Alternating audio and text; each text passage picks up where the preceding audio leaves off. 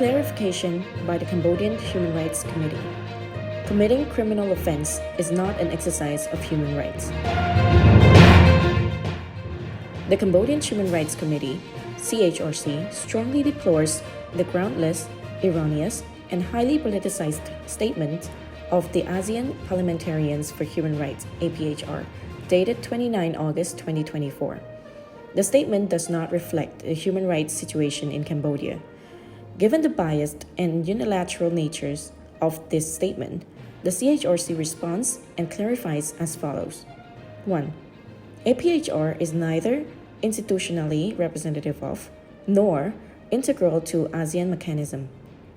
To score a political goal, certain self-branded human rights and democracy advocates with limited knowledge of Cambodian history, culture, and society, as well as international law, manipulate and unsaintly act as judges in the internal affair of a sovereign state.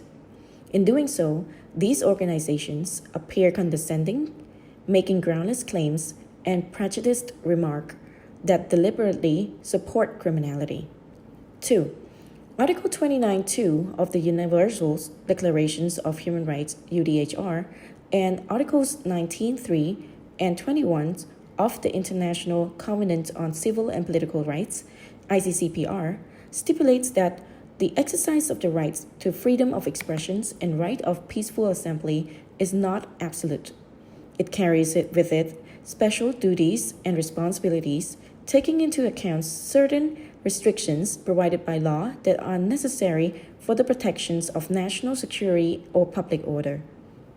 Bombarding the public with malicious intent on a border-related issue with fabricated materials, spreading fake news, jeopardizing national security and order, and attempting a coup against a democratically elected government does not equate to the exercise of rights and freedoms, but rather constitutes as crimes. The same holds true in any other democratic society. 3. The arrests of the referred suspects are based on concrete evidence that shows that these individuals publicized threats and disseminated misinformation for the purpose of inciting the masses to hold a color revolution and commit various acts of violence to topple the monarchy and the democratically elected government of Cambodia. 4. Likewise, the recent arrest of protesters against the Cambodia, Laos, Vietnam's Development Triangle Area, CLV-DTA, are not because they exercised their right to freedom of expression or right of peaceful assembly, but due to their malicious intent to cause instability and incite the use of violence. As with any democratic society, these actions constitute criminal offenses as stipulated in the Cambodian Criminal Code. In response to these criminal conduct, authorities, as a first step, undertook administrative procedures and measures to prevent further escalations, such as providing truthful and credible information on the matter and allowing misinformed individuals to return home. Regarding individuals who are suspected to have committed or conspired to commit more serious crimes, the authorities took proportional measures in accordance with Cambodian law, including arrests for the purpose of maintaining public order and national security. In such cases, authorities found disturbing evidence, such as modified guns, weaponized drones, and other dangerous weapons. 5. The release of a statement to pressure and order the judiciary to immediately release any suspects and drop charges is a violation of the judiciary's independence and encourages disrespect for the rules of law. The protection of human rights is inseparable from the rule of law. The court's independence decisions strictly adheres to the principles of legality and due process, a fundamental human right that provides the accused with the right to a fair trial and an opportunity to be heard and challenge every evidence or witness put against them. 6.